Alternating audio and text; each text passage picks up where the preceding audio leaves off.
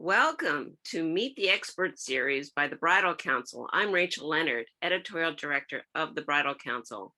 I'm so excited today that we're speaking to Alejandro Muguerza, president and the creative force behind Basque, a full-service catering and event design company whose clients are incredible. It's Louis Vuitton, Oscar de la Renta, Prada, Balenciaga, Bulgari, you keep naming it, Armani, and also former presidents to former Barack Obama, to the Clintons, the Bushes. I mean, you've catered to all these people. How fantastic, and welcome, and thank you for coming on.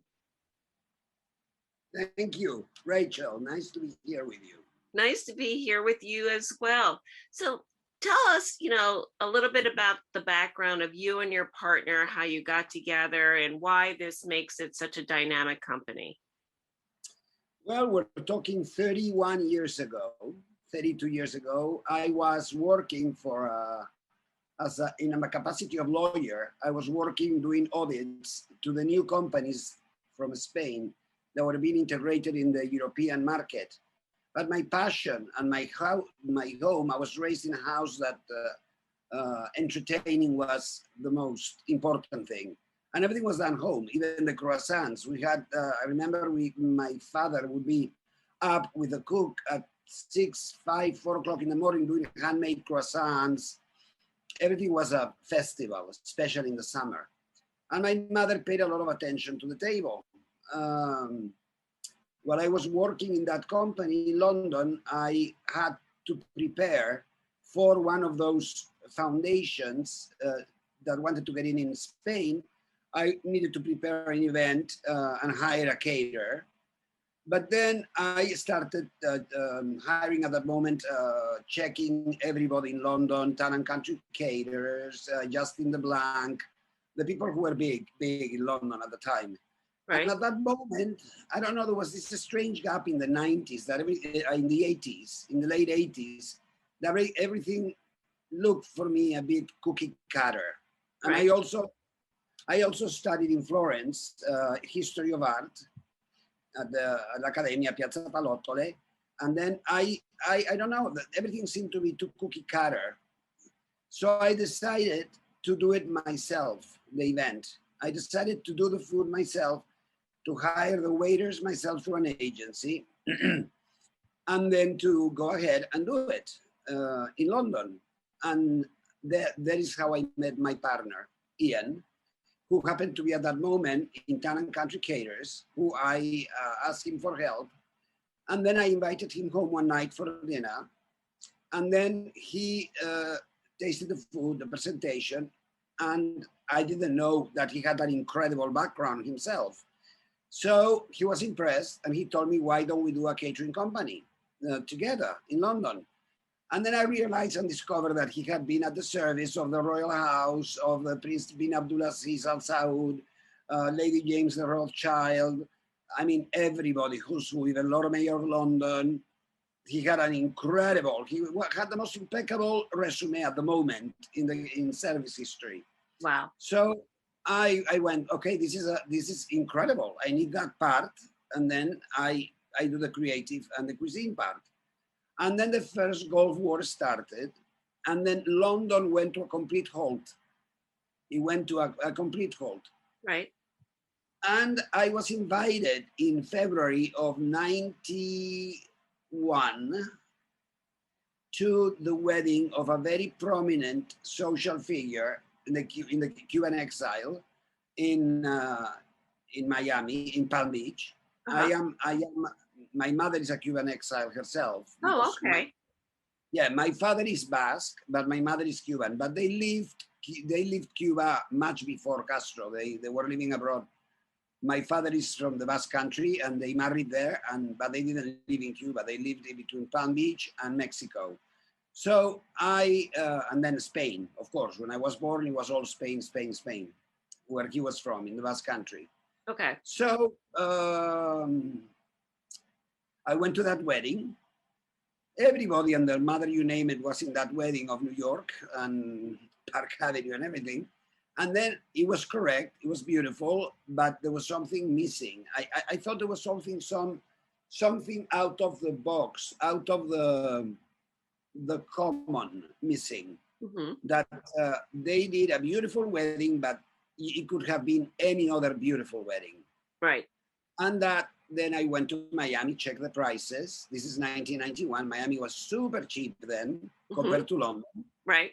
And I remember flying back to London and telling my partner, forget it. In a week, we're moving to Miami. I have no problem. My mother is a Cuban born. It's easy for me to get the visa.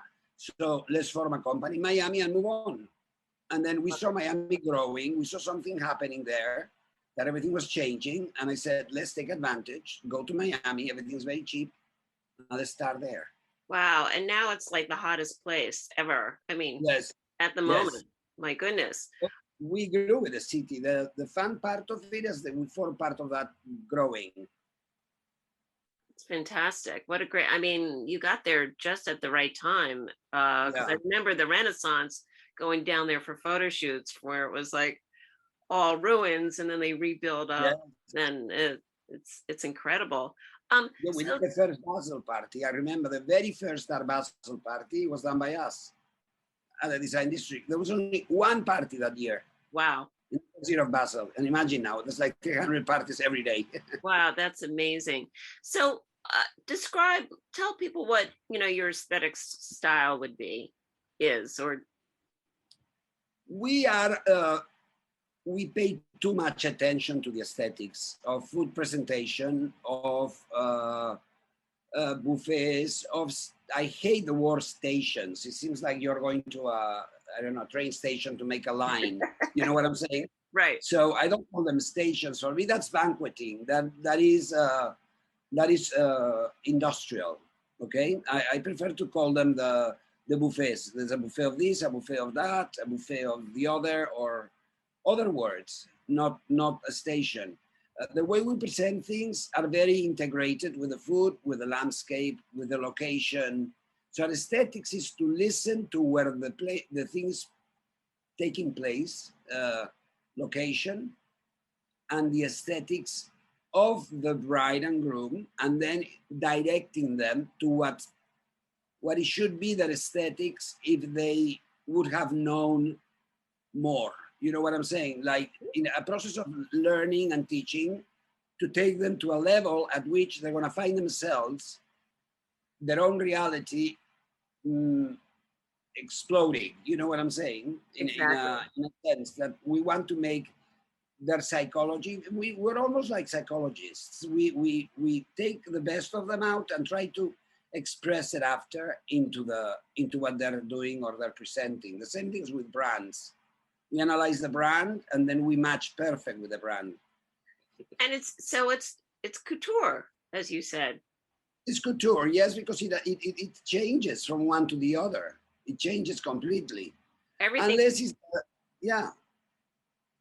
It changes. Everything is personalized and catered to that moment in time, to that location. Yeah. And so tell me about I mean, you don't really believe in trends. It's no. More about the creativity of the couple. Explain that a little bit more. Yeah, I think that we should treat our business like art, and an artist doesn't follow other artists. That's his own thing, I think. And if you are an artist of doing events, you should create your own ways and your own things. We're very recognizable. In Miami, you can get every other caterer, and then they go, this is La Basque. And the people in the industry, they know, and they say, this is La Basque. Because there's something there that you have not seen yet, or that is a syncretization of an idea, or it's something tweaked, different, right, to the everything. So we don't like following trends. We just like doing every event a trend of his own, you know, not creating a trend to copy or a trend that you follow constantly, you do the same thing. No. Exactly. So if people wanted to use your services and they didn't want to have their wedding in Miami, but Miami is a big destination right now. Yes. You work worldwide, correct? Oh, yes, yes. And we have a very good list of vendors worldwide that work with us. And then we design parties in Seville. We did that for the biggest stockholder of Hermes, Nicolas Hermes, Nicolas Puech, a 3-day birthday party. We work in Madrid. We work in France, in the Loire Valley, in chateaus at the Côte Basque, in Rome, everywhere. So you get local chefs. I mean, how does it work besides you have your contacts? Oh, Do you have a yeah. team that goes to the events? Yeah, I have a core team that I take to the events. Okay. To manage the event, and then we have these vendors that we have experience with them in the past, and they're the very best in their own, and then they follow our footprint, and they follow our way of doing things.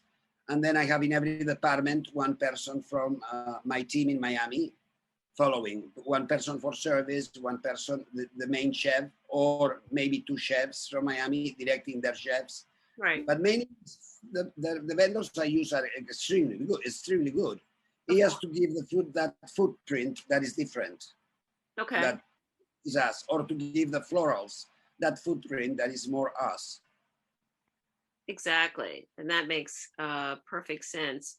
Are there a couple of a couple things you want to tell brides out there when working with somebody like you, or a planner, or an event, for catering? I think they should concentrate in telling their planner what is their favorite things in life. For example, what is their dream destination for travel? What is their favorite colors? What are their favorite foods? What are their favorite smells? What is their favorite city? And what are the favorite books? Because in your brain, all these things get into you. What is your favorite movie? All those things form part of you without you knowing it. And right. Then I think it's not to get too distracted going to a million Pinterest pictures, and at the end you end up, there's so many beautiful things there around in pictures, that at the end you end up making like a milkshake in your head, that at the end you end up completely not knowing what you really want. It's very overwhelming. Yeah, it's overwhelming. So I think it overwhelms the brides and it overwhelms everybody in the process. So I think they should just concentrate. Okay, don't look too much. Just take a look at 3 or 4 and tell me your favorite flowers, and send me a picture of your favorite flowers. And we're going to do that adapted to you. Exactly. And I think it's the best way. I think Tell me your favorite part of the day, sunset or sunrise or the lighting, everything has to do with it. And that describes a couple on what their dream is, Yeah. which is great. Yes, exactly. So back to Miami, Le Basque has a new restaurant, right, at the Rubel Museum called Le Coup. Yes, it's a dream of many, many years. Yes, and the Rubels have been clients of us for almost 30 years. And they approached us that they were going to open this restaurant. And we were intending to open a restaurant somewhere else with this incredible chef, Michael Goicolea, comes from a 3 Michelin star restaurant here in Bilbao. At that time, he was a chef at Le Basque.